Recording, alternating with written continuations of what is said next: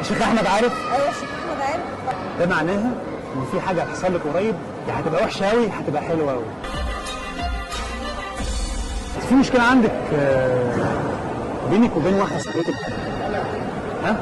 من فتره ما سمعتش حد اصلا. ها؟ ما سمعتش حد. لا كان في حد قريبك، ها؟ قريبك، ابن عمتك، ابن خالتك، بنت عمتك، بنت خالتك، ها؟ لا. اكيد من فتره حتى؟ لا. بقالها اكتر من سنه. حد جاي في الشغل. ها؟ لا. في مشكله عندك، ها؟ مشكله معانا. حد قريبك بيتكلم عليك وحصل خناقه او مشكله، او بيتكلم عليك بيقول حاجه وما عجبتكيش، حصل حوار في البيت عندك. ابن خالتي.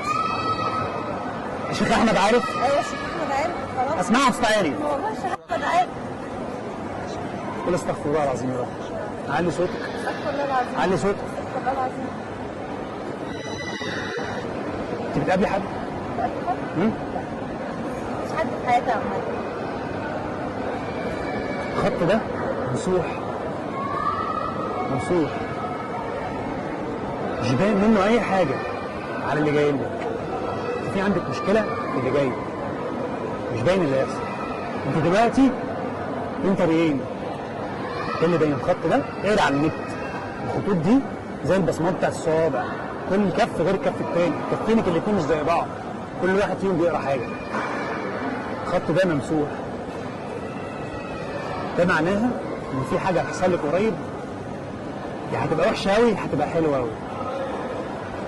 وبتعالي لي تاني تقولي لي كلام انا بس عايزه اعرف برضه يعني خلاص كده خلاص.